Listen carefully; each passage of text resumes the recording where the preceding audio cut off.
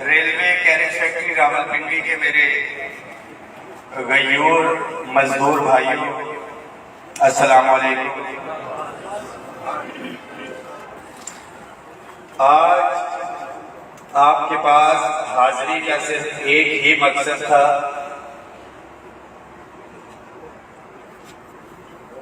कि एक तो जो कामयाबियां हम लोग हासिल कर चुके हैं उसके हवाले से मुबारकबाद भी दी जा सके, और जो मामला हम साथियों के रह गए हैं तमाम मुलाजमीन के, उसके हवाले से भी आप लोगों को जो है आगाह किया जा सके, और जो दीगर मामला होने वाले हैं। कतई यहाँ पे हाजिरी का मकसद एक चीज बहुत वाज़ेह है कि किसी भी इदारे की बेहतरी उसी सूरत में होती है जब मैनेजमेंट और वर्कर्स जो है एक पेज के ऊपर मौजूद हो। ये तो वर्कर्स के हवाले से है, और दीगर इदारों की बात की जाए, अफसरान और स्टाफ वहां पे एक पेज के ऊपर मौजूद हो।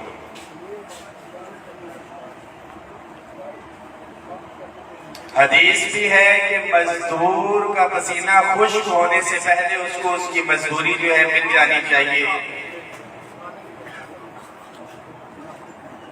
बट अनफॉर्चुनेटली, बदकिस्मती के साथ रेलवे के मामला कुछ ऐसे चल रहे हैं कि हमारे मजदूर भाई जो है 2-2 महीने का जो है वो बैकलॉग चल रहा है इनका, और इसके अंदर भी सिस्टम की बेहतरी की तरफ लेके जाने की कोशिश की गई थी, जो मुझे पता चला। बट उसमें टेक्निकलिटीज की वजह से जिनकी तनख्वाहें कम थी उनको ज्यादा मिल गई, और जिनकी तनख्वाह थी कुछ साथियों को कम मिली, और उसके अंदर टेक्निकलिटीज है।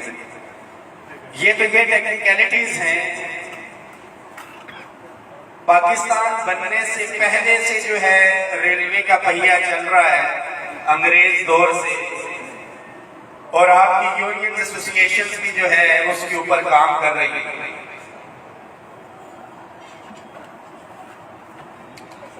2, 2.5, 3 साल हुए होंगे मुझे आप मजदूरों की आवाज उठाते हुए, और अपनी जो हत्तल-ए-इम्कान कोशिश थी बार बार दोहराना भी अच्छा नहीं लगता है। सैलरी स्लिप आप लोग अपनी अगर उठा के देखेंगे फरवरी 2021 की, मैं बताता चलूं, फरवरी 2021 की और जुलाई 2023 की, ये जो तकरीबन 2.5 साल का अरसा बनता है, तो उसमें आपको एक वाज़ेह फर्क नजर आएगा।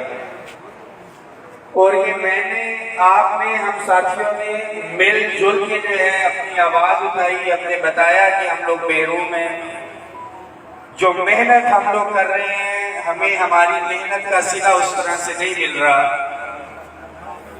उसमें डिस्पैरिटी रिडक्शन अलाउंस 25% भी आपकी तनख्वाहों में शामिल है। किसने दिलवाया, कैसे दिलवाया, उस बहस में नहीं जाऊंगा। वसीम साहब साथ थे, जो साथी इधर मौजूद हैं। फिर उसके बाद बजट से हट के था, ये 15% भी हुआ। 2022 बात पुरानी हो गई। बहैसियत हमारी आदत है कि पीछा छोड़ त्यागा दौड़, हम पिछली चीजें भूल जाते हैं, और शायद यही हमारी बदकिस्मती है इस कौम की। एहसास किए कुछ दुराने सर्विस फौत हो गए, उनके मुलाजमीन, उनके बच्चों को भी अल्हम्दुलिल्लाह हम लोगों ने रेगुलराइज करवाया, जो 2004 के बाद कॉन्ट्रैक्ट पे चल रहे हैं।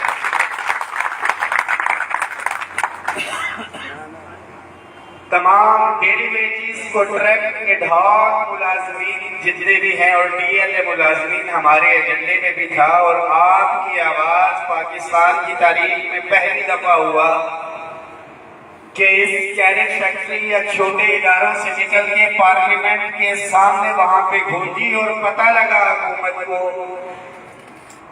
साहिब इक़्तिदार को कि TLA नाम की भी कोई मखलूक यहाँ पे है जो पिस रही है और अपनी मुस्तक़बिल का इंतजार कर रही है। सिर्फ TLA नहीं, लाखों मुलाज़मीन है मुख्तलिफ इदारों की। उसका कोई SOP बनना था, उसका कोई SOP बनना था और उसको हम मंदू खेल साहब की कमेटी में हमने कहा कि इसको रेफर करके एक पॉलिसी बनाई जाए, क्योंकि दौरान सर्विस जो फोत हुआ उसके लिए तो बड़ी सिंपल सी एक लाइन ड्रॉ की और उसके ऊपर जो है वो हमने साथियों को करवा दिया, क्योंकि वो सारे अपने वालिद वालदा या बच्चे जो भी है उसकी पोस्ट के ऊपर काम कर रहे थे, पोस्टें एग्जिस्ट कर रही थी, 60 साल तक उनका कॉन्ट्रैक्ट था, उन्होंने जाना था, तो इसलिए उनकी रेगुलराइजेशन जो है वो आसानी से होगी। और फिर मंदू साहब अब्दुल कादिर मंदू खेल साहब की कमेटी के अंदर ये भरपूर तरीके से ये चला भी, बट अनफॉर्चुनेटली बदकिस्मती से वो चीजें फाइनलाइज नहीं हो सकी, मगर अभी भी वो पैरेलल चल रही हैं और क्लियर कट डायरेक्शन थी उनकी, ये ज़हन में रखें। कभी भी साथियों को निकाला नहीं गया उसके अंदर से कि जी इनको नहीं करना, चीजें फाइनलाइज के करीब थी, ये चीजें चल रही थी, तो यहाँ पे तकसीम डाली गई, दीगर इदारों में तकसीम डाली गई कि आप लोगों को तो इस्तेमाल कर लिया गया और मेरा मजदूर भोला भाला रहमान बाजवा ने कहा तो उधर चल पड़ा, किसी और ने कहा तो उधर चल पड़ा कि शायद कुछ मिल जाए। मगर मैं अल्लाह का शुक्र अदा करके कहता हूं कि अगर हम आपको लेके गए भी हैं कहीं भी, तो आपकी सैलरी में 25% डिस्पैरिटी रिडक्शन अलाउंस भी लग रहा है, 15% डिस्पैरिटी रिडक्शन अलाउंस भी लग रहा है, 5 एडहॉक रिलीफ अलाउंसेस जो जम हुए हैं वो भी चल रहे हैं। गुज़िश्ता साल 10% तनख्वाहों का लिखा हुआ था, 15% करवाया गया, वो भी आप लोगों को मिल रहा है। 17,000 रुपए पिछले साल मजदूर की कम अज कम उजरत थी, उसको 25,000 करवाया, वो भी आपको मिलती रही। अब 25,000 से 32,000 रुपए मजदूर की कम अज कम उजरत करवाई गई है, वो भी आप लोगों को अल्हम्दुलिल्लाह मिल रही है। ये वो चीजें हैं जो हवा में नहीं है कि एकदम नहीं, और अभी रिसेंटली तमाम एडहॉक रिलीफ अलाउंसेस को जम करवाने के बाद हालिया बजट के अंदर 35% जो तनख्वाहों का इजाफा हुआ है, आप तमाम मजदूर और अफसरान उससे मुस्तफीद हो रहे हैं। अपग्रेडेशन के हवाले से मेरे भाई ने बात की कि सूबों की तर्ज के ऊपर, फिर सूबों की तर्ज पे तो कोई मजदूर की किसी की अपग्रेडेशन नहीं हुई है उस तरह से,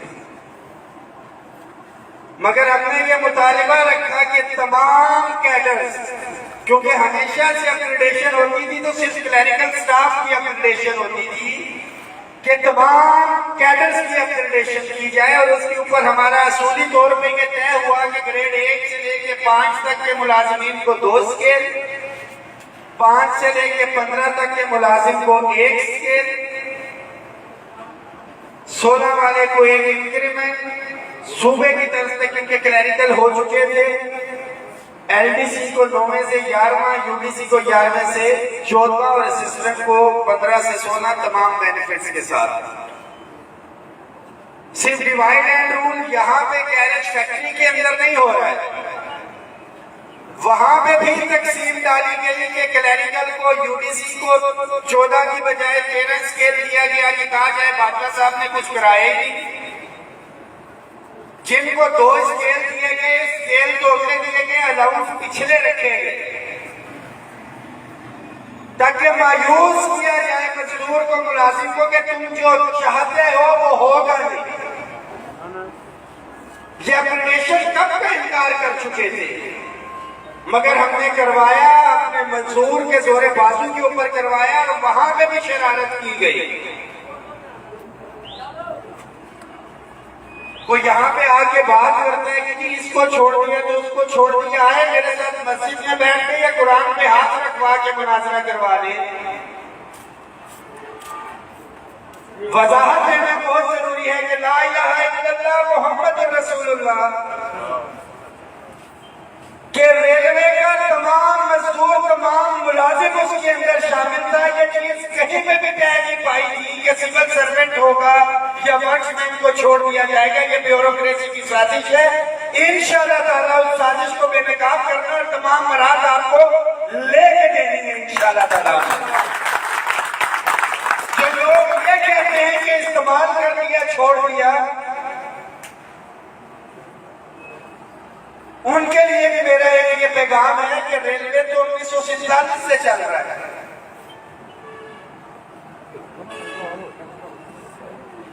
मैं किसी यूनियन का नाम नहीं लूंगा। कोई 40 साल से सीबीए है, कोई 30 साल से सीबीए। तो रेलवे का मुलाजिम एक स्केल में 35-35 साल से ड्यू था कि अपने रेलवे के निगरान से जो चमचागिरी कर रहे हैं और इस इतिहाद को नुकसान पहुंचाने की कोशिश कर रहे हैं, उन नाम ने हाथ लीडरान से क्या सवाल किया कि 35-40 का 50 साल से हमारा इस्तेसाल क्यों हो रहा है? अब कहा जाता है कि हम हकीकी आवाज बनेंगे। जो लोग शामिल हुए आपको पता है, अगर यहां से रेलवे वर्कर यूनियन के साथी वसीम शाह हमारे साथ थे, तो डीडीएल से प्रेम यूनियन के रशीद जदूर साहब निशाना बिशाना हमारे साथ थे। मगर क्या बेनिफिट तो तमाम 65,000 या 70,000 मुलाजमीन ने रेलवे का फायदा उठाया। ये जो चीजें मैं पहले गिनवा चुका।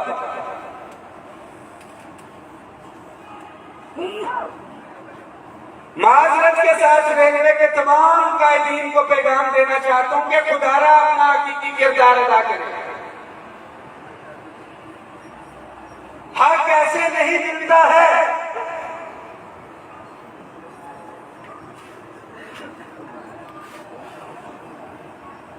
ये तो आप कैरेट फैक्ट्री के मजदूरों ने या डीटीएल के मजदूरों ने, यहां से वर्कर यूनियन,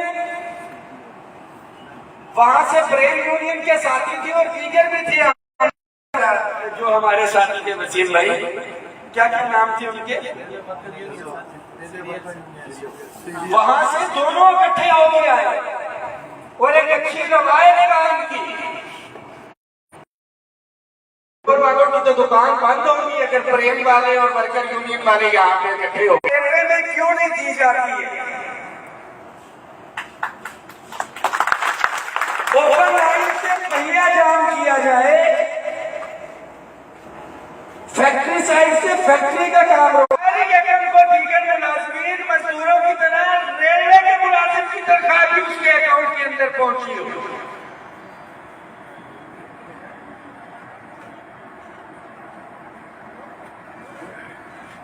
मगर मैनेजमेंट की तकसीम नहीं करेगी तो आपका काम नहीं है।